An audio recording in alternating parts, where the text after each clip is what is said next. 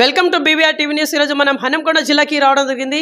ఇక్కడ యాక్చువల్లీ మీ ముందుకి BJP party ఒక సిన్సియర్ లీడర్ని మీ ముందుకు ప్రవేశపెట్టే ప్రయత్నం చేస్తూ ఉన్నాను.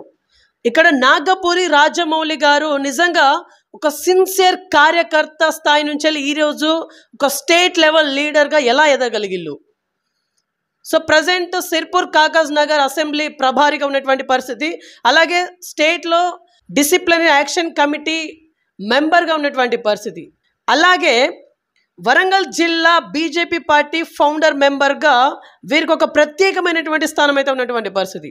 వాస్తవానికి ఇప్పుడు అరుణ్ రమేష్ గారిని ఎలా గెలిపించబోతున్నారు అంటే, last time Sirpur Kagaz Nagar MLA గారి గెలుపు విషయంలో నాగపురి రాజమౌళి గారి హస్తం చాలా ప్రధానంగా చాలా కీలకంగా ఉన్నటువంటి పరిస్థితి. బట్ ఇప్పుడు అరుణ్ రమేష్ గారి పాత్ర విషయంలో గెలుపు విషయంలో నాగపురి రాజమౌళి గారి హస్తం అనేది ఎంత మరికి ఉండబోతోంది, యాక్చువల్లీ గెలుస్తారా లేదా? ఎందుకంటే ఇక్కడ త్రిముఖ పోటీ చాలా క్లియర్ కట్గా అవుపడతా ఉంది. కానీ త్రిముఖ పోటీ లేదని చెప్పేసి అంటా ఉన్నారు. ఇది ఎంత మేరకు సాధ్యం అనేది ఇప్పుడు తెలుసుకునే ప్రయత్నం చేద్దాం. నమస్తే సార్, బాగున్నారా? నమస్తే అండి, నమస్కారం. మీ యొక్క టీవీ ప్రేక్షకులకి, అలాగే వరంగల్ జిల్లా ప్రజలకి, తెలంగాణ ప్రజలకి, తెలంగాణ ప్రజలందరికీ కూడా శ్రీరామనవమి శుభాకాంక్షలు. రైట్ సార్, మీరు బీజేపీ వరంగల్ జిల్లా పార్టీ ఫౌండర్ మెంబర్. మీరు యాక్చువల్లీ మీ రాజకీయ ప్రస్థానం చెప్పండి. నేను వరంగల్ జిల్లా అనడం కంటే మాది ప్రాపర్ చిట్యాల. మా చిట్యాలలో నేను ఒక స్వయం సేవకుగా ఉంటిని. డాక్టర్ సురేందర్ రెడ్డి గారు మమ్మల్ని ఆర్ఎస్ఎస్లోకి తీసుకెళ్ళినారు. ఆ తర్వాత 1975లో మేము స్వయం సేవకుగా ఉన్నప్పుడే ఇందిరాగాంధీ ఎమర్జెన్సీ పెట్టింది. ఎమర్జెన్సీ అంటే చాలామందికి తెలియదు ఎమర్జెన్సీ అంటే ఏంది అని. అంటే అలహాబాద్ హైకోర్టు ఇందిరాగాంధీ ఎన్నిక చెల్లదు అని చెప్తే, నన్ను చెల్లదు అంటారా, ఇందిరే ఇండియా, ఇండియా ఏ ఇందిరా అనేటువంటి అహంతో దేశంలో ఆమె దిగమంటే ప్రధానమంత్రిగా దిగకుండా ఎమర్జెన్సీ పెట్టింది. ఆ ఎమర్జెన్సీ లోపల పత్రికలకు స్వేచ్ఛ లేదు, రేడియోకి స్వేచ్ఛ లేదు, ప్రతిపక్ష నాయకులందరినీ జైళ్ళల్లో పెట్టింది. ఆ సమయంలో మేమందరం ఎమర్జెన్సీ వ్యతిరేకంగా నేను కూడా ఒక 63 రోజులు జైలుకు పోవడం జరిగింది. ఆ రకంగా మా యొక్క రాజకీయ ప్రస్థానము. ఆ తర్వాత నేను జనతా పార్టీలో కొంచెం పిల్లవాడిగా అటు ఇటు తిట్టడం జరిగింది. ఆ తర్వాత బీజేపీ ఫౌండర్ అంటే 1984 6 ఏప్రిల్లో ప్రారంభమైంది. అప్పుడు మేము మెంబర్ అయినాము. ఆ తర్వాత నేను 89లో జయపాల్ గారి ఎన్నికల్లో కూడా ఇన్ఛార్జ్గా పనిచేసి 2 సార్లు మేము ఎమ్మెల్యే గెలవడం జరిగింది. 84లో జంగారెడ్డి గారు ఎంపీగా గెలవడంలో కూడా నేను పిల్లవాడిగా చాలా ప్రముఖంగా తిరగడం జరిగింది. ఆ తర్వాత నేను జిల్లాలో 3 సార్లు జిల్లా జనరల్ సెక్రటరీగా, ఆ తర్వాత జిల్లా పార్టీ అధ్యక్షుడిగా, తర్వాత వివిధ జిల్లాలకు రాష్ట్ర పార్టీ తరఫు నుంచి ఇన్ఛార్జిగా, ఇప్పుడు ప్రస్తుతం సిర్పూర్ కాగజ్ నగర్ యొక్క ప్రభారిగా, రాష్ట్ర క్రమశిక్షణ సంఘం మెంబర్గా నేను పనిచేస్తున్నాను. రైట్ సార్, ఇప్పుడు మీకు స్ట్రైట్గా క్వశ్చన్ అడుగుతా ఉన్నాను. ఇప్పుడు అంటే సిర్పూర్ కాగజ్ నగర్ ఎమ్మెల్యే గారిని మీరు గెలిపించడంలో మీ చాలా కీలకమైనటువంటి పాత్ర, అది మేమందరం చూసాం కూడా. ఇప్పుడు అరురి రమేష్ గారి గెలుపు కోసం మీరు ఏం చేయబోతున్నారు? యాక్చువల్లీ మీ ముందు ఉన్నటువంటి స్ట్రాటజీస్ ఏంటి? వరంగల్ పార్లమెంట్కి సంబంధించినటువంటి ఇన్ఫర్మేషన్. మేము స్ట్రాటజీ అంటే మీకేం చెప్పము, కానీ 40 సంవత్సరాల కింద భారతీయ జనతా పార్టీ వరంగల్ సీటు గెలిచింది. మళ్ళీ 40 సంవత్సరాల తర్వాత మాకు ఈ అవకాశం వస్తున్నదని నేను ఘంటాపదంగా చెప్పగలను. ఎలా చెప్పబోతున్నారు ఇది? ఎందుకంటే ఇప్పుడు అప్పటి రాజకీయ పరిణామాలు వేరు, ఇప్పటి రాజకీయ పరిణామాలు వేరు. ఇది ఎలా సాధ్యం అవుతుంది? అప్పటి హిస్టరీ మీరు ఇప్పుడు క్రియేట్ చేస్తామంటున్నారు, ఎలా? అప్పటికంటే ఇప్పుడు మేము చాలా బలంగా తయారైనాం. అప్పుడు భారతీయ జనతా పార్టీ అంటే అక్కడక్కడక్కడ లెక్కబెట్టే విధంగా ఉండేది. కానీ ఇప్పుడు ఈ దేశాన్ని 10 సంవత్సరాల నుండి పరిపాలన చేస్తున్నటువంటి పార్టీ భారతీయ జనతా పార్టీ. ఈ దేశం కోసం, దేశ ప్రజల కోసం, యువకుల కోసం, రైతుల కోసం, మహిళల కోసం, పేదవాళ్ళ కోసం పనిచేస్తున్నట్టు వాడు నరేంద్ర మోడీ గారు. కాబట్టి నరేంద్ర మోడీ గారి యొక్క ప్రభావం ఈ దేశవ్యాప్తంగా ఉన్నది, వరంగల్ జిల్లాలో కూడా ఉన్నది. అయితే మేము ఈ వరంగల్ను గ్యారంటీగా గెలుస్తామనడానికి కారణం, మా ఎదుట ఉన్నటువంటి అభ్యర్థులు వాళ్ళు బలహీనులు. ఎట్లా బలహీనులు అని అంటే, అసలు ఆ బీఆర్ఎస్ ఆయన నిన్ననో మొన్న ఆయనను అది చేసినట్టున్నది. ఆయనకు ఊరు లేదు పెళ్ళి ఆయన ఎక్కడ ఉంటాడో ఎవరికి కూడా తెలియదు. పాపం ఏదో పెట్టాలి కాబట్టి పెట్టారు. ఇక ఇంకో ఆయనే కడియం కావ్య, కడియం శ్రీహరి గారి యొక్క కూతురు. ఈ దేశంలో కుటుంబ పాలన ఉండద్దు అనేది మా విధానం. ఈ రాష్ట్రంలో కూడా కుటుంబ పాలన ఓడిచిరు ప్రజలు, ఈ దేశంలో కూడా ఓడిచిరు. మళ్ళా నువ్వెందుకయా, నువ్వే ఉంటే నిలబడితే అయిపోయేది కదా, మళ్ళీ బిడ్డ అయింది. ఆయన ఒకటి ఆలోచన చేయండి, ఒక బిడ్డ పెళ్ళి అయితే అత్తగారింటికి పోతుంది, అత్తగారిల్లే వాళ్ళ ఇల్లు అవుతుంది. ఈమె ఆంధ్ర ఆయనను పెళ్లి చేసుకున్నది, ఇక్కడ మనకేం చేస్తుంది? పైగా బీఆర్ఎస్లో టికెట్ తీసుకొని అన్ని రకాల సర్దుకొని మళ్ళీ కాంగ్రెస్కి రావడం అనేది అనైతికం. అది ప్రజలందరూ చర్చించుకుంటున్నారు. కాబట్టి ఇప్పుడు బీఆర్ఎస్ మాకు పోటీ కానే కాదు, కాంగ్రెస్ కనుక ఈయన క్యాండిడేట్ కాకపోతే కొంచెం పోటీ అవు, కాబట్టి ఈయన క్యాండిడేట్ కావడం వల్ల వీళ్ళిద్దరూ మాకు పోటీ కాదు. ఓకే, కానీ అరుణ్ రమేష్ గారి పైన కొన్ని ఎలిగేషన్స్ ఉన్నాయి. ఎలిగేషన్స్ ఉండడం వల్లనే వర్ధనపేట నియోజకవర్గ ప్రజలు బ్రహ్మరథం పట్టలేకపోయిళ్ళు. ఇది వాస్తవం కాదంటారా? ఇప్పుడు వ్యక్తిగతమైనటువంటి దాంతో గెలవలేదు. బీఆర్ఎస్ పార్టీ మీద ప్రజల్లో వ్యతిరేకత వచ్చింది. బీఆర్ఎస్ పార్టీ చేసినటువంటి పనుల విషయంలో, విధానాల విషయంలో ప్రజా వ్యతిరేకత వచ్చింది. దాన్ని కాంగ్రెస్ పార్టీ గట్టిగా చెప్పగలిగింది. కాంగ్రెస్ పార్టీ తను తాయిలాలు ఇస్తా అని చెప్పింది, 6 గ్యారెంటీలు అని చెప్పింది. మోసం మోసం మోసం చేసి కాంగ్రెస్ పార్టీ గెలిచింది. అయితే ఇంకొక విషయం, వాళ్ళ విషయం చెప్పుకోవాలి, వాళ్ళ బాధలు చెప్పుకోవాలి, వాళ్ళ పార్టీ ఏంటో చెప్పుకోవాలి. బీజేపీ బీఆర్ఎస్ ఒకటి, బీజేపీ బీఆర్ఎస్ నీకెందుకయ్యా నాయన? బీజేపీ బీఆర్ఎస్ చెప్పి వీడంటాడు, కాంగ్రెస్ బీజేపీ అని వీడంటాడు. అసలు వాస్తవంగా వాళ్ళు ఒక్క తానులోని ముక్కలు. బీఆర్ఎస్ కాంగ్రెస్ కలిసి పోటీ చేసినాయి, కలిసి కాపురం చేసినాయి, కలిసి ప్రభుత్వాన్ని ఏర్పాటు చేసినాయి. భారతీయ జనతా పార్టీ ఎప్పుడన్నా టీఆర్ఎస్ తోటి కలిసిద్దా? కాంగ్రెస్ తోటి కలుస్తుందా?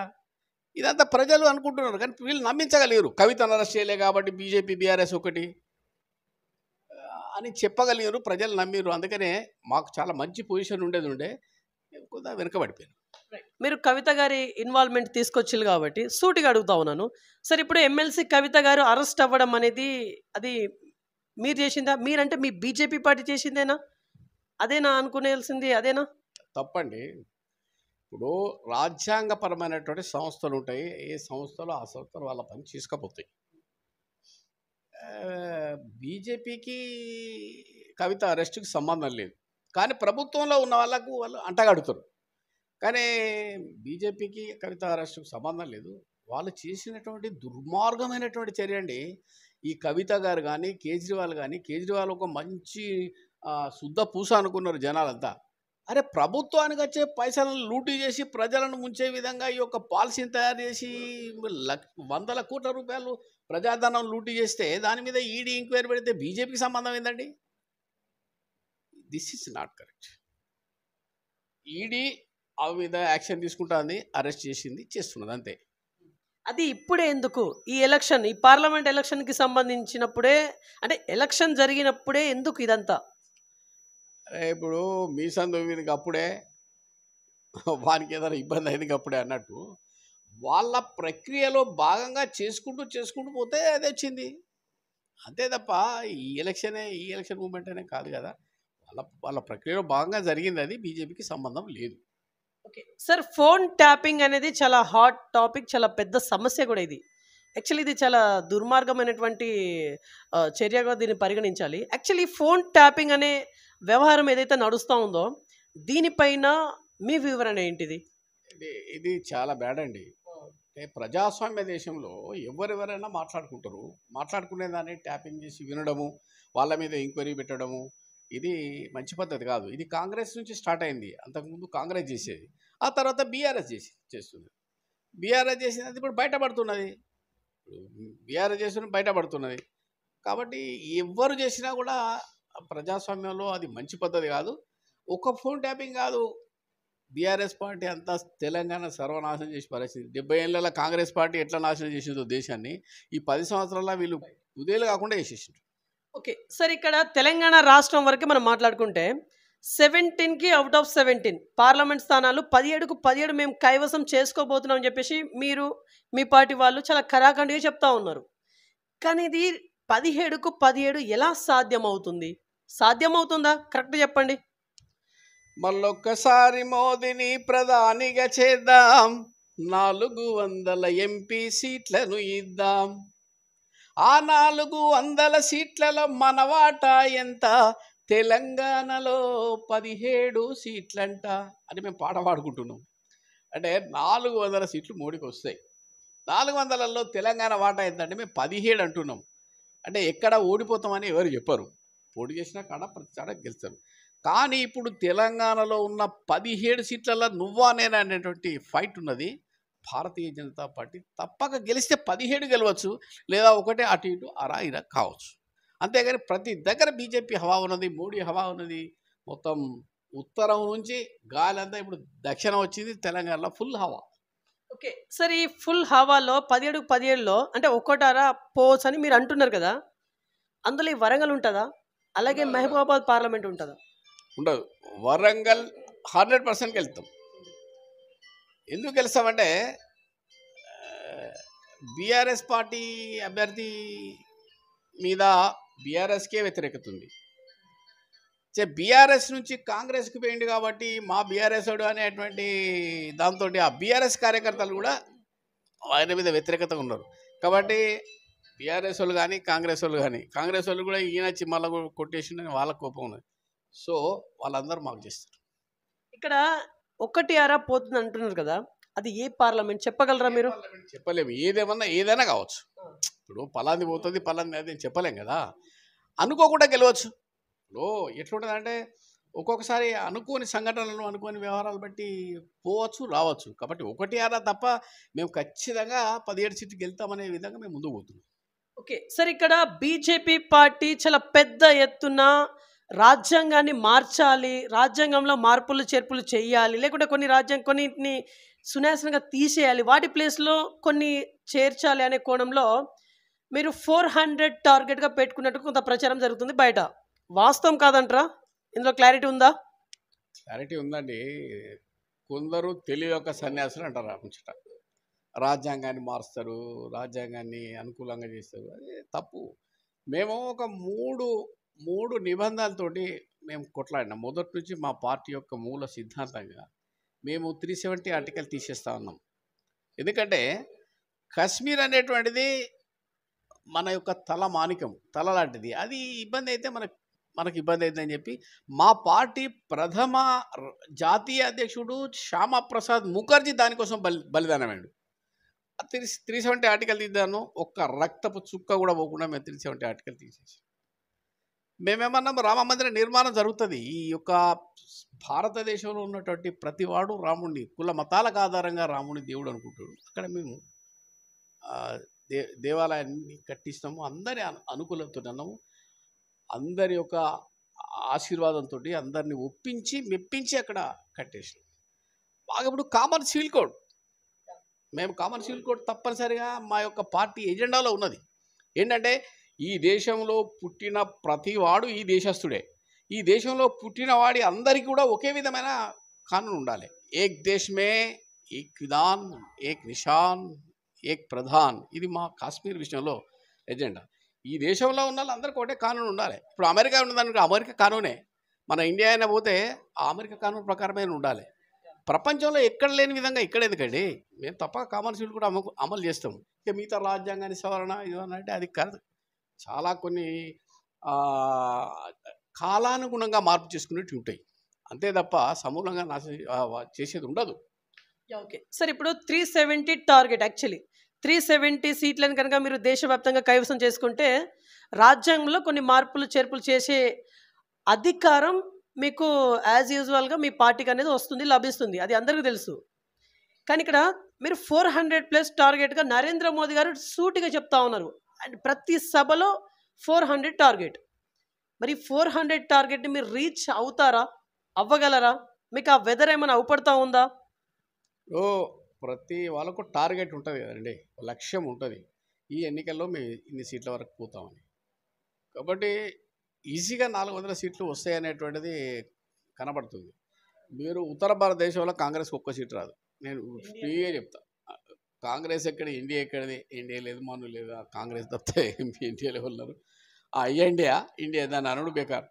అచ్చా, ఒక్కటి చూడండి, అక్కడ నుంచి ఇక్కడ పశ్చిమ బెంగాల్ ఆమె ఈ వీళ్ళతో కలవది, నో ఎన్డీఏ. గుజరాత్, హిమాచల్ ప్రదేశ్, రాజస్థాన్, మధ్యప్రదేశ్, ఉత్తరప్రదేశ్, ఛత్తీస్గఢ్, ఈ ఈ మధ్యప్రదేశ్, ఈ రాష్ట్రాలలో ఒకటి అలా తప్పితే కాంగ్రెస్ సీట్లు వచ్చేటువంటి పరిస్థితి లేదు. ఏమని వస్తే ఇప్పుడు కర్ణాటక కూడా మేము 25 సీట్లు 26, 27 దాకా వస్తాయని అంటున్నారు.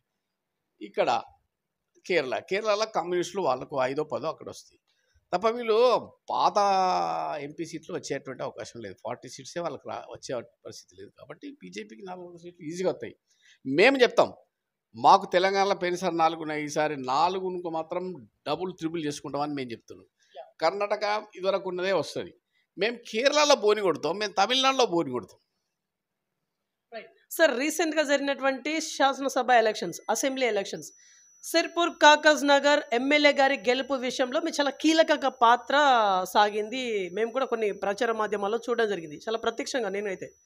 సో ఒకసారి చెప్పండి, మీరు ఎలా తిరిగిల్లో, అసలు అప్పటి అనుభవాలు ఏంటిది? నేను చేపట్టాడ గెలిచిండు అనేది కాదు, కానీ నేను ఒక దారంగా పనిచేసిన. అక్కడ ఒక పూలమాల ఉంటే పూలన్నీ వాళ్ళే కాకుంటే కలిపిన. నేను కొంత ఇన్ఛార్జ్గా, ఆ సిర్పూర్ కాకుండా ఇన్ఛార్జ్గా కొన్ని అవకతవకలు కొంత అటు ఇటు ఉంటే నేను ఒక పెద్ద మనిషిగా, అంటే నేను చెప్పినట్టుగా వినేటువంటి వాళ్ళు ఆ రకంగా వాళ్ళకు వీళ్ళకి ఏదైనా కార్యకర్తల్లో అటు ఇటు ఉన్నా కూడా చేసిన కొంత పని చేసిన దాని ఫలితం కనబడింది. వాళ్ళ ఎమ్మెల్యే మీద చాలా సానుభూతి ఉన్నది. వాళ్ళ ఫాదర్ అంతకుముందు, వాళ్ళ మదర్ అంతకుముందు ఎమ్మెల్యే, ఆయన కూడా బాగా డైనమిక్ ఎమ్మెల్యే. కార్యకర్తలందరూ బాగా పనిచేసి గెలిచినాం. నాకు కూడా సంతోషం. నేను ఒక ఇన్ఛార్జ్గా, నేను ఒక ప్రభారిగా ఉన్నటువంటి ఎమ్మెల్యే గెలిచినాం అనేటువంటి సంతోషం. ఓకే, ఇప్పుడు ప్రజెంట్ మీకున్నటువంటి ఏమి ఇచ్చారు మీకు బాధ్యతలు? ఇప్పుడు పార్లమెంట్ ఎలక్షన్కి సంబంధించి ఏమి ఇవ్వలేదా మీకు? పార్లమెంట్ ఎన్నికల్లో ఇప్పుడు అక్కడ నేను ఇన్ఛార్జ్ ప్రభారి. ఆదిలాబాద్లో ఉన్నటువంటి సిర్పూర్ కాగజ్ నగర్కి నేను ప్రభారి, మళ్ళీ ఇప్పుడు కూడా దానికి ఇన్ఛార్జి. అట్లాగే నా సొంత వరంగల్ పార్లమెంట్ ఉంది కదా, కాబట్టి నేను భూపాలపల్లిలో కూడా చాలా కీలకంగా తిరుగుతున్నా. మా కమ్యూనిటీ పరంగా అందరినీ కలుపుకొని పోయే విధంగా పనిచేస్తున్నా. ప్రత్యేకంగా ఒక మండలంకు కోఆర్డినేటర్గా పనిచేస్తున్నా. ఉమ్మడి జిల్లా అధ్యక్షుడు నేను. అంతటా ఉన్నది నేను వరంగల్ ఉంటా. వరంగల్కి సంబంధించినటువంటి వాళ్ళందరినీ, మా అడ్వకేట్స్ వీళ్ళందరినీ కూడా చేస్తున్నా. నేను మా కమ్యూనిటీ పరంగా ఒక లీడర్ని. నేను మా వాళ్ళందరినీ కల్పించి ఆయన విజయానికి నేను అహర్నిశలు కృషి చేస్తాను. ఆయన గెలుస్తాడు. రైట్ సార్, వరంగల్ ప్రజానికానికి ఇప్పుడు ఏం చెప్పాలనుకుంటున్నారు? లైక్ వరంగల్ పార్లమెంట్ ప్రజలకి. మేము వరంగల్ ప్రజలకి భారతీయ జనతా పార్టీ పాతేం కాదు. వర్ధనపేటలో 2 సార్లు బీజేపీ ఎమ్మెల్యే గెలిచిండు. ఈ వరంగల్ నగరంలో మేయర్గా బీజేపీ గెలిచింది. హనుమకొండ శాసనసభ్యుడిగా బీజేపీ గెలిచింది. షాయంపేట గెలిచింది. పరకాల గెలిచింది. విన్నారా? పార్లమెంటు కూడా గెలిచినాం. కాబట్టి అవన్నీ ఒక్కొక్కటి మీరు చెప్పేటి ఇప్పుడు రోజులు మారాయి. మాకు కొత్త కాదు. ఇప్పుడు మీరు చూడండి, మొన్న మేము వరంగల్ అసెంబ్లీలో చాలా ఓట్లు, 56,000 ఓట్లు వచ్చినాయి. హనుమకొండ రావుపద్మ ఓట్లు వచ్చినాయి. పరకాల్లో మేము 40,000-50,000 ఓట్లు తీసుకున్నాము. వర్ధనపేటలో, భూపాలపల్లిలో, మిగతా అన్ని చోట్ల మేము మంచి నంబర్గా వచ్చినాము. అయితే ఇప్పుడు ప్రజలందరూ ఆలోచన చేస్తున్నారంటే ఒక మంచి స్ట్రాంగ్ పార్టీ దేశంలో రావాలని అందరూ అనుకుంటున్నారు. సరిహద్దుల భద్రత విషయంలో కానీ, ఉగ్రవాదం విషయంలో కానీ, అవినీతి రహిత పరిపాలన, ఒక్క సింగిల్ అవినీతి కూడా కేంద్ర ప్రభుత్వం నుంచి రాలేదు. అయితే సంక్షేమ పథకాలు కూడా చాలా చేస్తున్నారు. ఇప్పుడు బియ్యము గత కరోనా నుంచి ఇప్పటి వరకు కూడా పేద ప్రజలందరికీ బియ్యం ఉచితంగా కేంద్ర ప్రభుత్వం ఇస్తుంది. ఒక్క పైసా కూడా రాష్ట్ర ప్రభుత్వం ఇస్తుంది.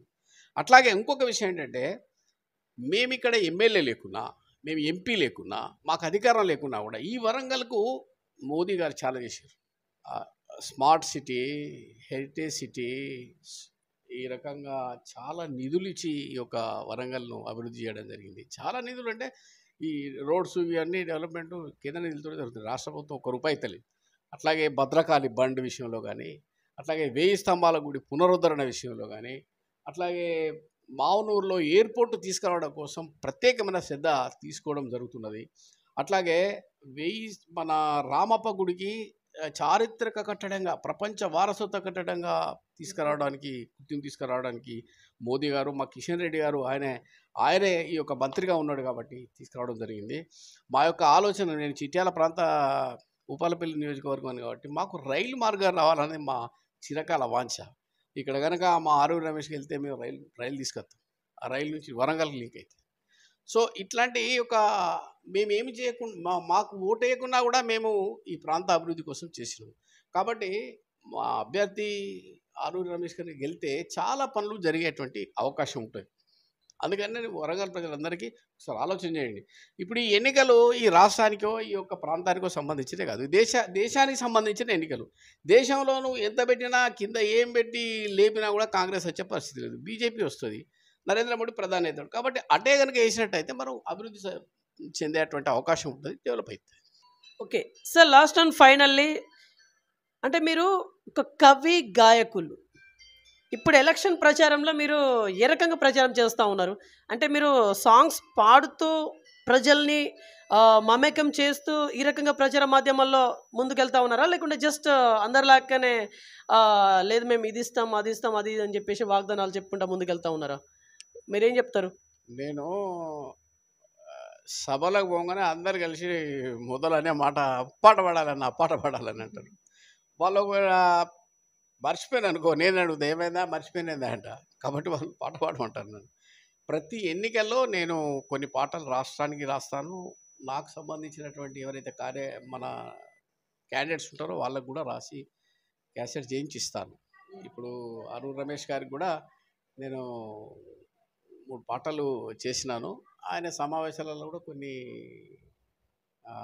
పాటలు చేశాను. ఇప్పుడు స్టేట్ పార్టీకి సంబంధించి క్యాసెట్ రెడీ అవుతున్నది, 2 రోజుల్లో అవుతుంది. ఇప్పుడు ఆరూరి రమేష్ గారిది అయితే ఆటోమేటిక్గా క్యాసెట్ అయ్యింది. అంటే ఆయన మీద ఒక పాట రాసిన నేను, మా కార్యకర్తలందరూ చాలా సంబరంగా వింటారు. అది కాషాయపు కండువ జుట్టి కమలం జెండా చేతిలో బట్టి ఓరుగల్లు పోరుగడ్డకై మన రమేశన్న గిరిగేసి బరిల నిలిచెరో.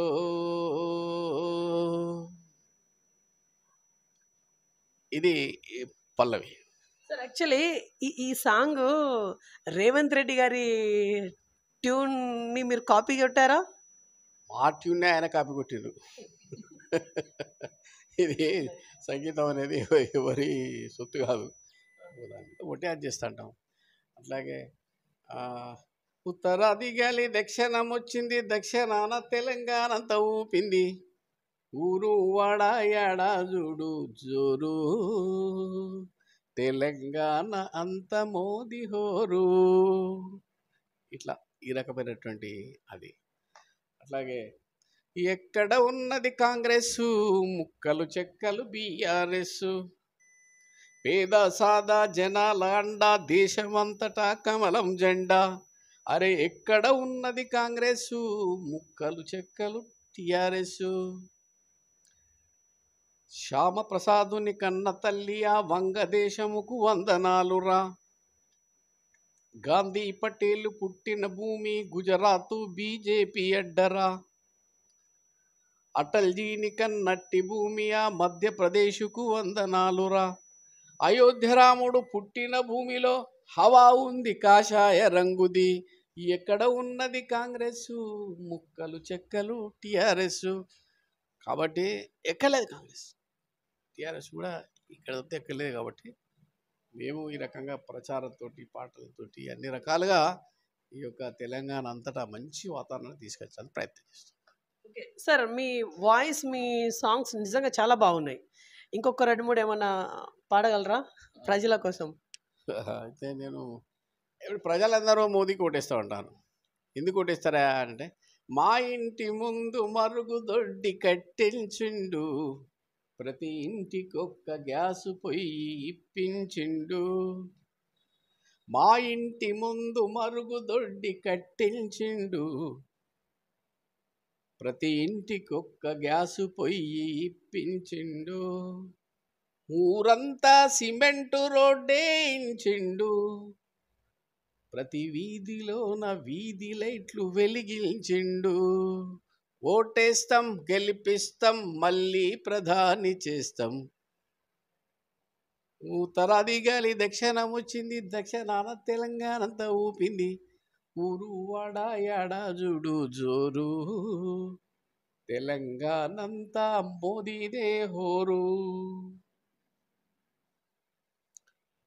ఆకలి బాధలు తీర్చ అన్నపూర్ణ వచ్చరా, ఎంతో దయతో అంత్యోదయ పథకమొచ్చరా. కుడులేని పేదలకు తోడు నీడ బీజేపీ, గుడులేని పేదలకు తోడు నీడ బీజేపీ. పనికి ఆహారం పంచి పక్కా ఇళ్లను ఇచ్చే బీజేపీ. పక్కా ఇళ్ళని ఇస్తానంటే ఆయన డబుల్ బెడ్రూమ్ అని ఆ ఇల్లు తీసుకురాలే. కానీ రేపు ఇక్కడ మేము గెలిచిన తర్వాత ప్రతి పేదవాడికి ఇల్లు కట్టించేది భారతీయ జనతా పార్టీనే, కాంగ్రెస్ తోటి కాదు. రైట్. సో ఇదండి ఇవాళ ఇంటర్వ్యూ. నెక్స్ట్ మరొక ఇంట్రెస్టింగ్ మరి ఇంపార్టెంట్ టాపిక్తో మీ ముందు చూస్తున్నాను. BVR TV news. Until then bye, take care.